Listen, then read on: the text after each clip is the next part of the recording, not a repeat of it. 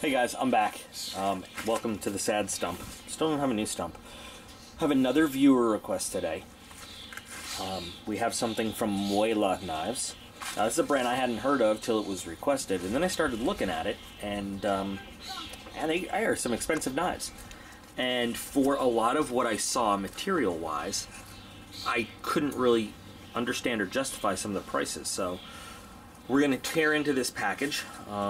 The unboxing knife today is going to be a military law enforcement special edition bench. Wow, that's dusty, huh? Benchmade 9051.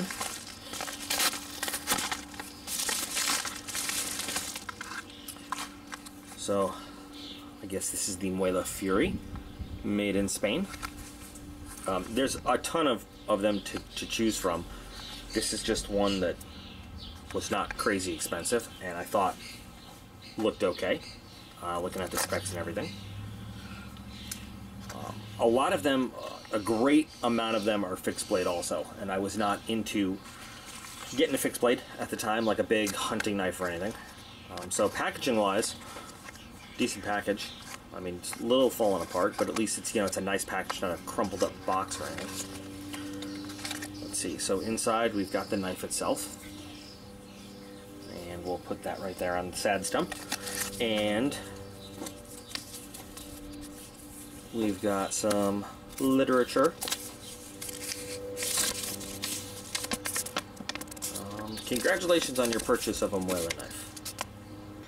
Comes with a lifelong guarantee, so that's cool. They must have some faith in it. We've got some care and maintenance and caution, because they're very sharp and dangerous. So got that in English and in Spanish, depending on what you choose to read. So looking online, a lot of these knives are just, I mean, I actually saw 440A listed as the steel, not even 440C. Looking at this one though, tolerances look good. That's an odd place to put the screw. Why not just center, you know? But fit and finish looks pretty nice. You got micarta onlay over there. Machined frame and scales, little liner inside. Centering, not quite perfect, but not very much off either. Looks like what is some really nice jimping there where your thumb's gonna go. I mean, the machined aluminum here is really nicely done. Clip. Feels like it's got some pretty good retention going on.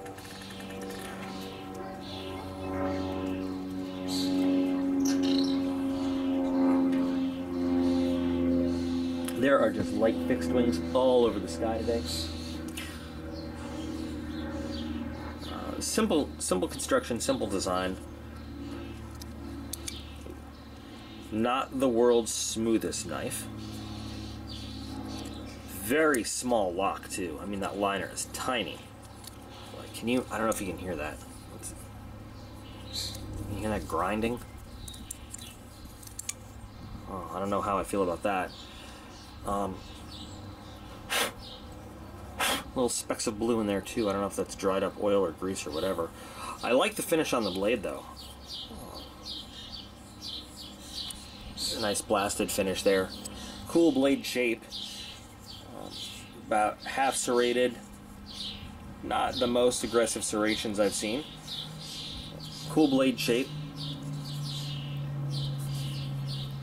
About half serrated, half straight. Not the most aggressive serrations I've ever seen, but you know, if you're into the serrated thing, they look pretty effective. Lightweight, it's very lightweight. I mean, EDC sized for sure. Definitely does not look like a hard use kind of deal. Looking inside, I don't know if those are Teflon or just nylon washers. There's definitely some kind of scraping going on. And I think what it is actually the detent ball getting scraped there, if you can see it, when the blade pushes it down to come across it. And then when it passes and rides by it to open up. Comfort-wise though, it's not a bad feeling knife. It's a little bit small for my taste. Very skinny blade. Reminds me of about the size of a Benchmade 940. I have to say, it has, to me, just looking at it on the outset, has kind of the look and feel of a cheap knife. I'm not saying it's a cheap knife. It's definitely, cost-wise, it's definitely not a cheap knife. I'm just saying it has kind of the look and feel of something that you'd get gas station-wise. But that doesn't mean it's, you know, I don't like the way the sound there. I don't like the feel of that lock. I hope. I mean, I guess that's holding. Oh no, look at that. Look what happened. Yeah, look how that lock traveled. And it is now, it was sitting nicely at a pretty early lockup, and now through a little lock, you know, testing, it has gone to 50% or greater. That's not cool. Now, is that just because we have loosened the blade a little bit by hitting it, the spine over there? Yeah, the more we hit it, the further it travels. That's not a good sign. Something in there is not sitting the way it's supposed to. If we move the blade back to where the lock was, it's got vertical blade play now. So I don't know what is going on there, how the engineering works, but that's not a great sign of high quality. The lock didn't break, but I have a feeling if we had kept doing that, it might have traveled all the way over. Now there's a little bit of wiggle, so you know, maybe the pivot got loosened a little bit, and all we have to do is retighten that pivot. And now I see why that screw is off center, because it mates up with the other side of the pivot over there. So that's why it's not centered directly on the clip. Tip down, right hand carry only. You get no options. It's not unsmooth, it's just not the smoothest thing I've ever felt at all. And for the prices here, I don't know, I was kind of expecting a bit more. I'll be honest, I was expecting a bit more. Might as well get the stuff out for the paper test, though. Oh, isn't that nice?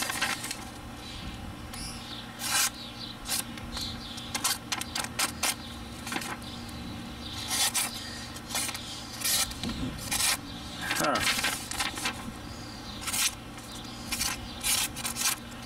Awesome. And notice I'm not using the serrations. I'm trying to use just the straight edge there.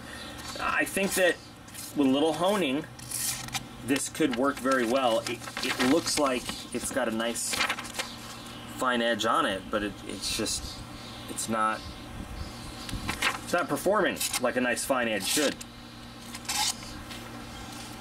Let's start with the just the straight edge, plain edge.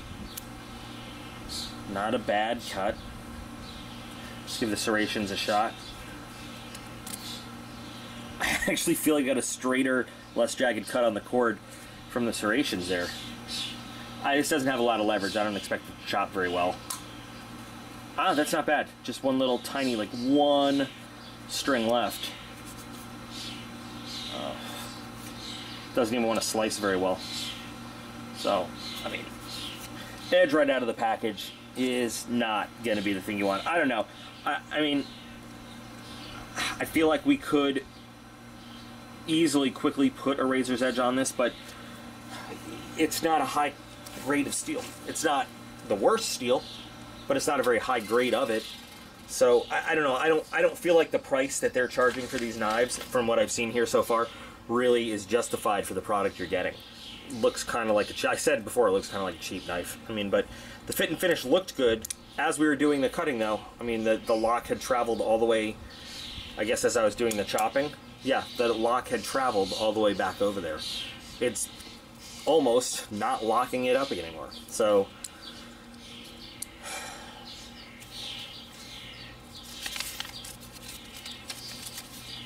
you know, and this is not saying Muela gentleman's carry or EDC knives, it's saying sporting knives. I'm kind of disappointed there. Plus that grindy feeling with that detent ball. Not good, not good. So, now, okay, I can't remember if I spoke this or not. This is one offering from Muela, one knife. This could be a bad knife in a production batch. This could be one bad design or one problem with the design in their whole lineup. The thing is, for the money that I've seen charged for these, I wasn't willing to invest that much in an unknown brand. And after seeing how this one performs, though, it doesn't make me feel a whole lot better. So, If there are guys out there, or gals, who have some really great first-hand experiences with this knife brand, you know, please chime in. If you have bad experiences with this knife brand, please chime in. I'm not impressed with the way that our very first Muela knife has performed on this channel. Doesn't come very well finished right out of the box. Mechanics don't seem, and engineering don't seem very well done. I mean, I like the way they've done very nicely, you know, on the blade shape. I feel like it's built, let me be careful to say that.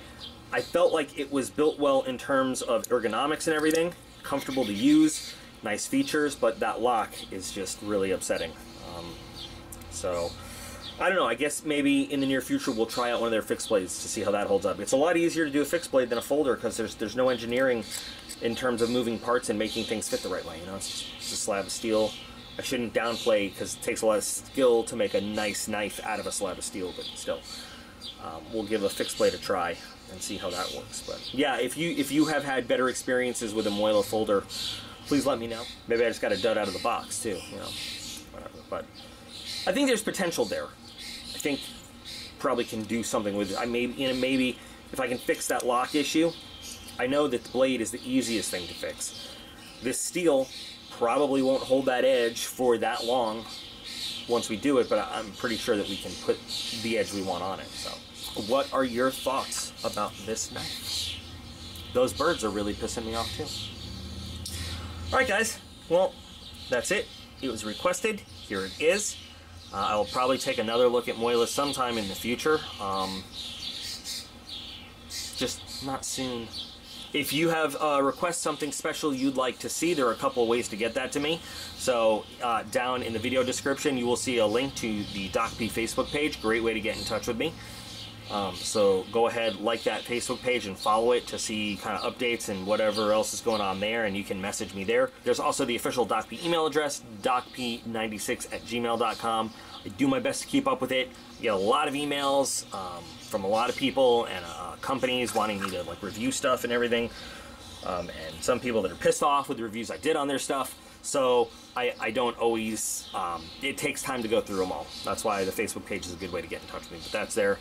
Also, in that video description, check out the link to my Patreon page. Think about joining that cool team, supporting the channel, helping me bring more cool stuff to more people, and all the personal benefits that go along with, you know, joining up on that.